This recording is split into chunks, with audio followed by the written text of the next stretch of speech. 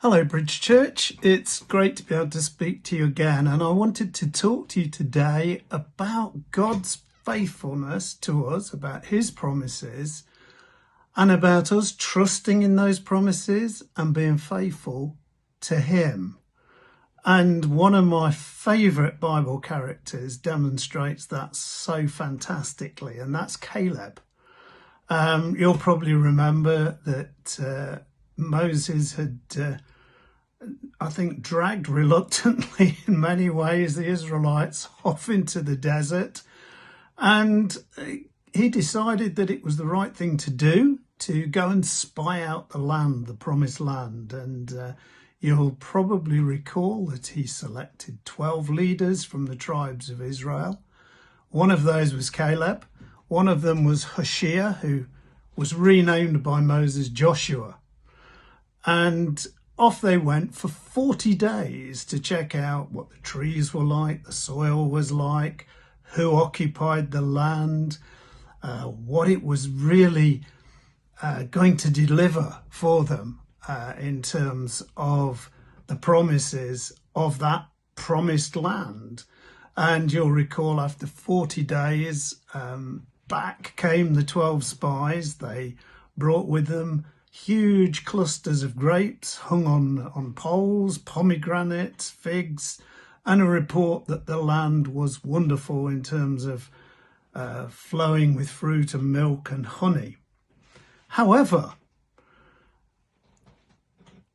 10 of the spies were petrified of the people who lived there. They were giants. They were living in fortified cities.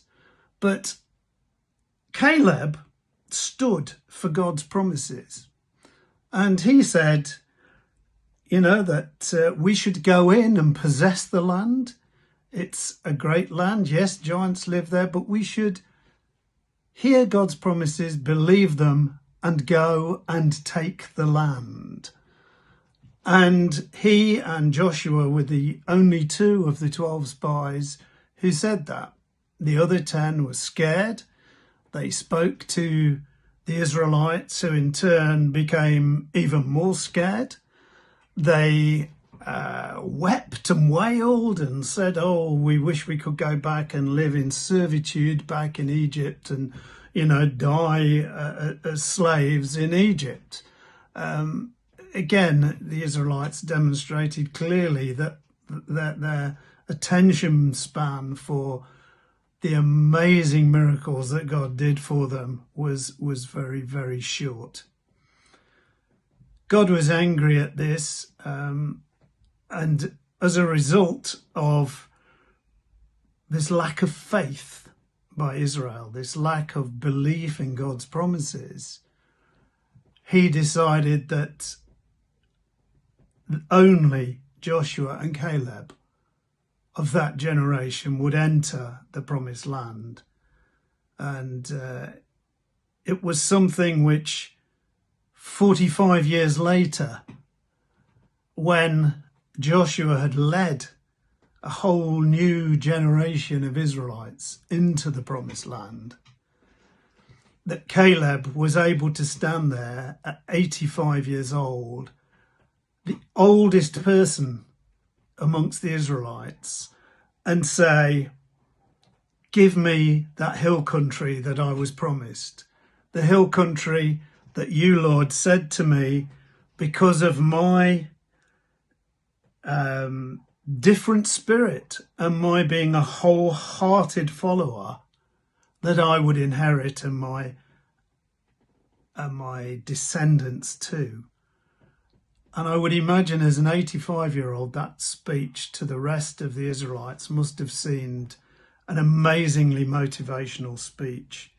They must have been absolutely astounded that this 85-year-old guy said, I am strong, I will go, I will take the hill country, I will remove the occupants from the forts there, the fortified cities, and I will take that land and I will inhabit it. And the wonderful thing is that God blessed Caleb. He gave him what he wanted. Caleb had spent 40 years in the desert wandering with the rest of the Israelites as they gradually died, knowing that he was prepared, ready to take on that promise that God had given him. He didn't complain. He didn't try and make the promise come about. He waited for God's promise to come to fruition. And when it came to fruition, he was ready to accept it, to take it, and to be strong in his faith and his trust in God. And I would say to each one of us, maybe God's given us promises, maybe he's given us vision of what he has for us, and maybe he gave us that before this whole COVID-19 lockdown. Maybe he gave it us during this lockdown. But hold on to that promise, trust God, and believe that he will equip you and that he